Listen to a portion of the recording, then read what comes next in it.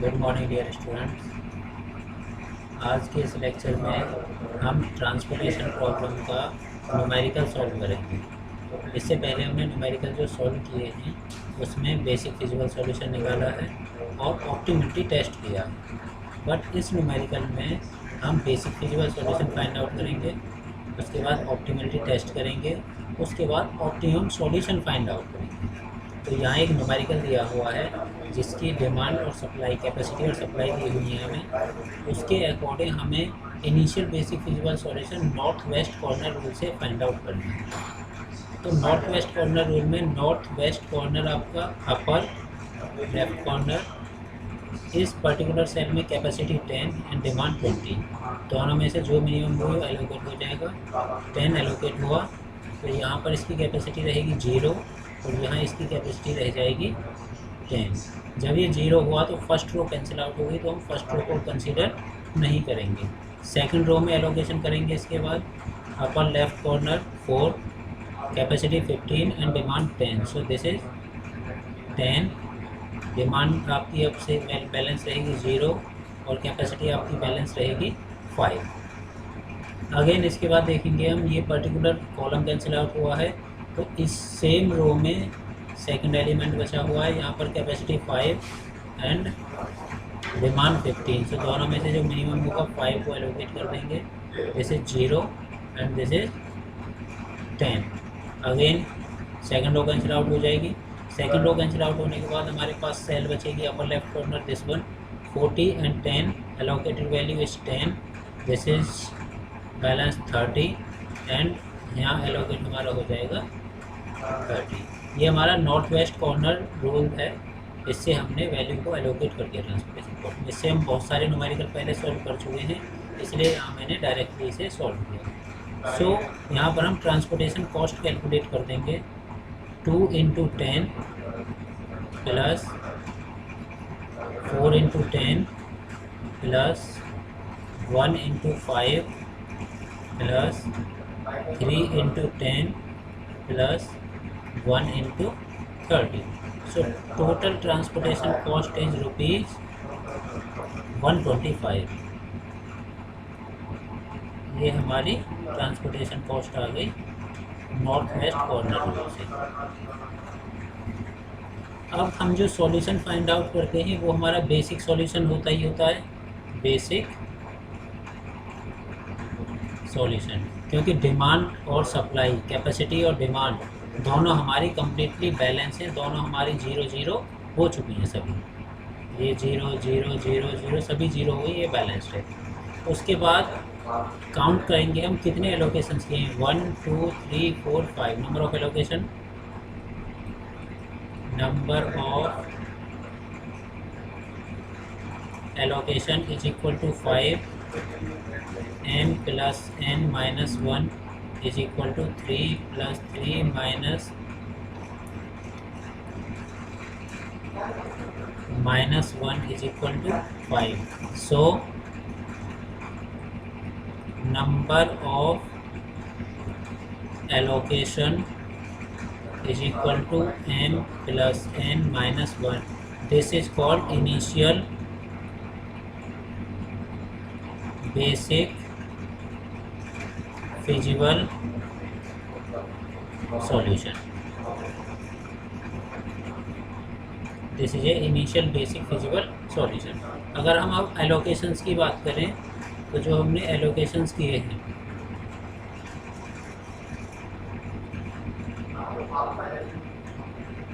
एक एलोकेशन हमारा हुआ है यहाँ, second allocation, third allocation, fourth, fifth. All allocations are at independent position. Allocation at independent position. जब एलोकेशन इंडिपेंडेंट पोजीशन पर है so solution is non degenerate basic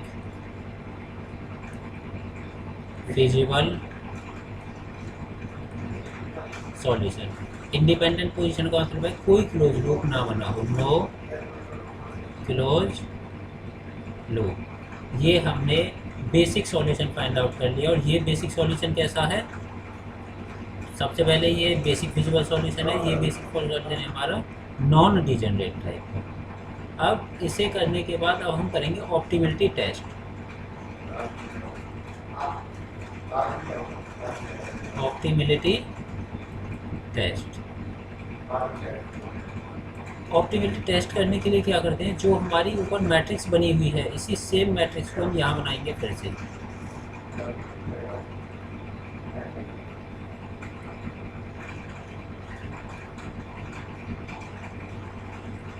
same matrix जो ऊपर बनाई है उसे मैंने दोबारा से बना दिया।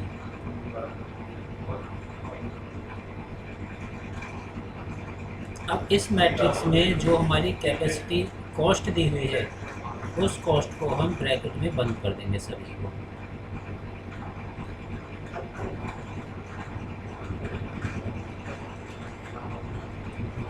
टू 3 4 1 2 1 3 1। ये करने के बाद अब जो एलोकेटेड वैल्यूज़ हैं, 2 पर एलोकेशन किया है हमने 10, इन्हें सर्कल में बंद करेंगे। 4 पर एलोकेशन 10, 1 पर एलोकेशन 5, 3 पर एलोकेशन 10, 1 पर एलोकेशन 30। जो एलोकेशन था वो कर दिया। यहाँ पर डिमांड और कैपेसिटी को लिखने की कोई ज़रूरत नहीं है। इसके बाद हम रो और कॉलम के लिए U I and V J calculate करेंगे। फर्स्ट रो के लिए U1 U2 U3, column wise V1 V2 V3, U1 और U2 U3 and V1 V2 और V3 की वैल्यू कैलकुलेट करेंगे। इसकी वैल्यू कैलकुलेट करने के लिए जो हम फॉर्मूला अप्लाई करेंगे, C I J is equal to U I plus V J. ये फॉर्मूला सिर्फ एप्लीकेबल है for allocated cell, only for allocated cell. आई ये पहला वाला होता है, ये रिप्रेजेंट करता है यू को, और ये दूसरा वाला होता है, ये रिप्रेजेंट करता है हमारा वी को। C12 लिखा मैंने, तो इसका मतलब होगा U1 plus V2। I J you और वी के लिए रिप्रेजेंटेशन हो रहा है, और सिर्फ एलोकेटेड सेल के लिए। बट इसकी वैल्यू कैलकुलेट करने से पहले किसी एक सेल में हमें किसी एक एलिमेंट को ज़ीरो लेना होगा। किसी भी U को ले सकते हैं या किसी भी V को। जहाँ मैक्सिमम नंबर ऑफ एलोकेशंस होंगे वहाँ हम ज़ीरो लेंगे। अगर मैक्सिमम एलोकेशन लेंगे, फर्स्ट रो में 1, सेकंड रो में 2, थर्ड रो में 2, फर्स्ट कॉलम में 2, सेकंड कॉलम में 2, थर्ड कॉलम में 1। मैक्सिमम एलोकेशन 2 है रो और कॉलम वाइज, तो किसी भी 2 के लिए हम 0 ले सकते हैं। मैंने एज्यूम कर लिया तो मेरा 0, U2 मैंने 0 लिया। अब जब U2 0 लिया, U2 के रेस्पेक्ट में एलोकेशन यहाँ पर है, ये C की वैल्यू कितनी है यहाँ पर 1, तो 1 माइनस 0, V2 की वैल्यू आ गई 1। और इसके रेस्पेक्ट में एलोकेशन देखो, एक एलोकेशन यहाँ पर, यहाँ C की वैल्यू 4, 4 माइनस 0, V की वैल्यू आ गई 4। अब 4 के रेस्पेक्ट में एलोकेशन देखो, यहाँ पर एलोकेशन है 2 माइनस 4, ये आ गया -2। एंड यहाँ एलोकेशन है ये 3 माइनस 1, 2। 2 के रेस्पेक्ट में यहाँ एलोकेशन 1 माइनस 2 -1। इस फॉर्मूले की हेल्प से हमने सभी वैल्यूज़ कैलकुलेट कर दी यहाँ पर U एंड V।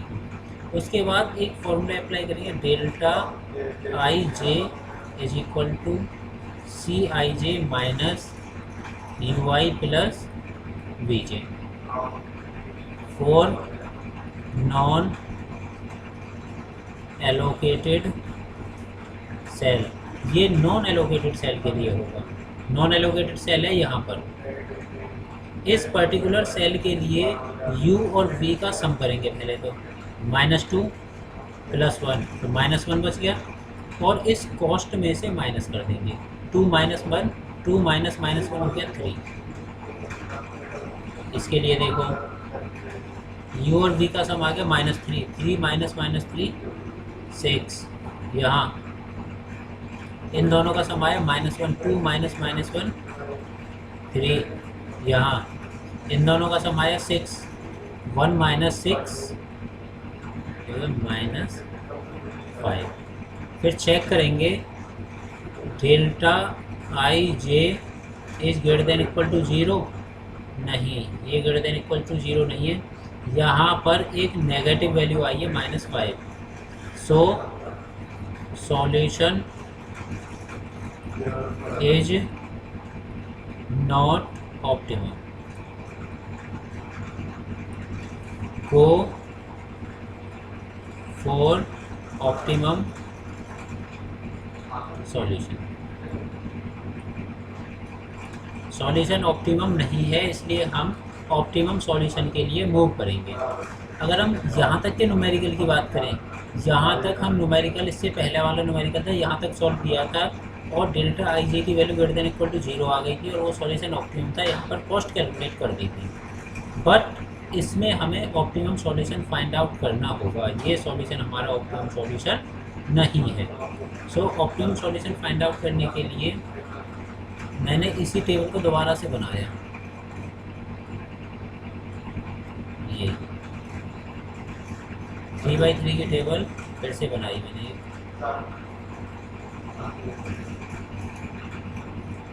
इस टेबल में एलोकेशन यहाँ 2 3 4 एंड 5, टोटल 5 एलोकेशंस हैं। उसके बाद जहाँ पर नेगेटिव आया है वहाँ पर एक मैंने टिक लगा दिया, यहाँ मेरा नेगेटिव है। इस नेगेटिव से स्टार्ट होके और इसी पॉइंट पर वापस आना है और एक क्लोज लूप बनाना है। देखो ये क्लोज लूप बनेगा। क्लोज लूप वो होगा जहाँ कॉर्नर पर एलोकेटेड वैल्यूज होंगी। देखो एक कॉर्नर ये, यहाँ एलोकेशन है, एक कॉर्नर ये, यहाँ एलोकेशन है, एक कॉर्नर ये, यहाँ एलोकेशन है, एक कॉर्नर ये, यहाँ नेगेटिव था, नेगेटिव को कंसीडर करते हुए क्लोज लूप बनाया। अब क्लोज लूप कंप्लीट होने के बाद हम अल्टरनेट प्लस माइनस साइन लेके चलेंगे। जहाँ नेगेटिव था तो यहाँ से स्टार्ट किया मैंने, यहाँ प्लस, नेक्स्ट कॉर्नर पर माइनस, नेक्स्ट कॉर्नर पर प्लस, उसके बाद नेक्स्ट कॉर्नर पर minus, plus minus plus minus plus. ये अल्टरनेट आएगा हमेशा, प्लस से स्टार्ट किया है और घूम के आएंगे वापस, हमें प्लस ही मिलना चाहिए हर एक कॉर्नर के थ्रू। अब जहाँ जहाँ नेगेटिव वैल्यू आई है हमारी, एक नेगेटिव वैल्यू आई है मेरी यहाँ और एक नेगेटिव वैल्यू आई है मेरी यहाँ, सॉरी माइनस साइन, अल्टरनेट जो हमने प्लस माइनस लिए थे, जहाँ जहाँ नेगेटिव है वहाँ पर एलोकेटेड वैल्यू देखेंगे क्या है, एलोकेटेड वैल्यू।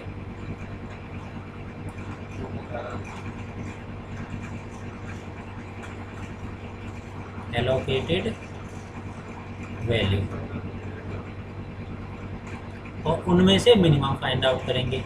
मिनिमम ऑफ, यहाँ एलोकेशन कितना था 10 और यहाँ एलोकेशन कितना था 10, तो दोनों में से मिनिमम क्या आ गई, 10 और 10 सेम वैल्यू है तो मिनिमम वैल्यू आ गई हमारे पास 10। अब क्या करेंगे, इस 10 को यहाँ प्लस किया था तो प्लस कर देंगे, यहाँ माइनस किया था तो माइनस कर देंगे, यहाँ प्लस था प्लस कर देंगे, यहाँ माइनस था माइनस कर देंगे। ये करने के बाद एक नई टेबल फिर से बनाएंगे।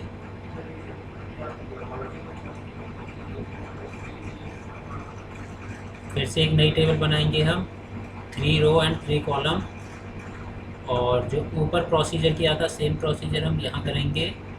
जो हमारी कॉस्ट हैं उन्हें ब्रैकेट में क्लोज रखेंगे और जो एलोकेटेड वैल्यूज़ हैं उन्हें हम फिर से लिखेंगे। बट मिनिमम वैल्यू जो 10 आई थी उस 10 को हमने प्लस और माइनस किया है, उसे कंसीडर करते हुए लिखा जाएगा। 2 2 3 4 1 2 1 3 1। अब देखो, एक तो एलोकेशन था मेरा यहाँ, इस एलोकेशन में कोई चेंज नहीं हुआ, इसे एज इट इज लिख देंगे। तो ये एलोकेशन था मेरा 10, यहाँ एलोकेशन 10। एक एलोकेशन जिसमें कोई चेंज नहीं हुआ ये था, और यहाँ एलोकेशन था 30। उसके बाद ये जो एलोकेशन है यहाँ पर चेंज हुआ है। यहाँ एलोकेशन था, कितना एलोकेशन था पहले 10, और अब क्या किया है मैंने -10 किया है यहाँ पर। सो 10 - 10 0। तो 0 को लिखने की यहाँ पर कोई ज़रूरत नहीं है, 0 एलोकेशन नहीं लिखा जाता। उसके बाद यहाँ एलोकेशन क्या था 5, और यहाँ क्या किया है मैंने +10 किया है, 5 + 10 15। तो यहाँ नया एलोकेशन जो हो गया वो हो गया हमारा 15। उसके बाद यहाँ एलोकेशन था 10, और 10 ही यहाँ पर मैंने माइनस किया है, 10 - 10 0, उसे लिखने की कोई ज़रूरत नहीं है। जो ये नेगेटिव आया था यहाँ कोई एलोकेशन नहीं था, यानी कि 0 एलोकेशन था यहाँ पर। और अब क्या किया है मैंने 10 को ऐड किया है, 0 + 10 10।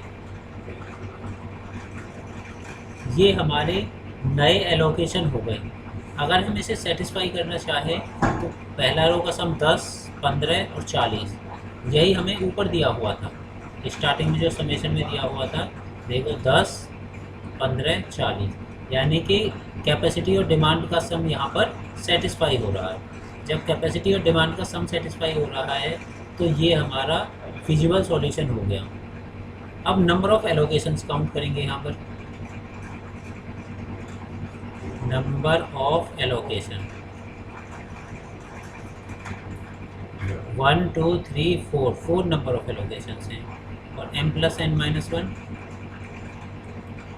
3 + 3 - 1 = 5। सो number of allocation is less than m + n - 1. This is a degenerate solution। ये एक डिजेनरेट सॉल्यूशन है। अब इस डिजेनरेट सॉल्यूशन को नॉन डिजेनरेट में कन्वर्ट करने के लिए नंबर ऑफ एलोकेशन कितने होने चाहिए 5 करने के लिए हमें स्मॉल अमाउंट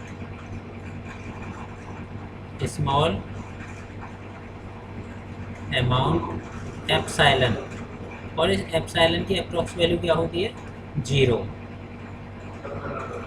एलोकेटेड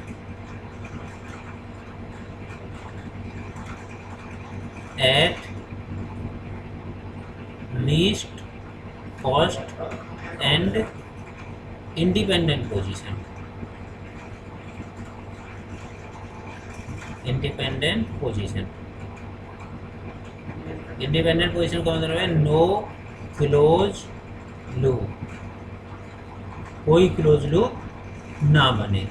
तो अब यहाँ देखो सबसे लीस्ट कॉस्ट देखेंगे पहले। तो लीस्ट कॉस्ट हमारी 1 थी, 1 पर एलोकेटेड है 2 है, एक 2 ये रहा, एक 2 ये रहा। इन दोनों 2 में से अगर मैं यहाँ एलोकेट करता हूँ तो मेरा कोई क्लोज लूप नहीं बन रहा, यहाँ एलोकेट करता हूँ तो भी कोई क्लोज लूप नहीं बनता। इसमें चॉइस होती है, हम कहीं पर भी इस सेल में एलोकेट कर सकते हैं। तो मैंने इसे यहाँ एलोकेट कर दिया एप्सिलॉन। अब काउंट करो नंबर ऑफ एलोकेशंस 1 2 3 4 5। सो अब हमारे पास टोटल नंबर ऑफ एलोकेशंस हो गए 5। इन 5 एलोकेशन को m + n - 1 क्या था हमारा 5। अब ये non degenerate basic feasible solution हो गया। उसके बाद u और v कैलकुलेट कर लेंगे, ui and vj, u1 u2 u3 v1 v2 and v3, इन्हें कैलकुलेट करेंगे। कैलकुलेट करने के लिए किसी भी एक सेल पर हम 0 कंसीडर करेंगे। सपोज मैंने फर्स्ट वाले पर 0 कंसीडर कर लिया, 0। इसके रेस्पेक्ट में एलोकेटेड सेल अगर मैं देखूंगा तो ये है c की वैल्यू 2, 2 - 0 यहाँ आ जाएगा 2। इसके रेस्पेक्ट में दूसरी एलोकेटेड सेल ये 2 - 0 2। क्लियर। अब यहाँ से देखिए 1 माइनस 2 माइनस 1, इससे देखो 1 माइनस माइनस 1 2, यहाँ से देखिए 1 माइनस 2 माइनस 1, सभी u और v कैलकुलेट हो गए। फॉर्मूला लगाया मैंने C I J is equal to U I plus V J, किसके लिए? एलोकेटेड के लिए, एलोकेटेड सेल के लिए। उसके बाद लगाएंगे हम delta I J is equal to C I J minus U I plus V J, ये किसके लिए होगा? नॉन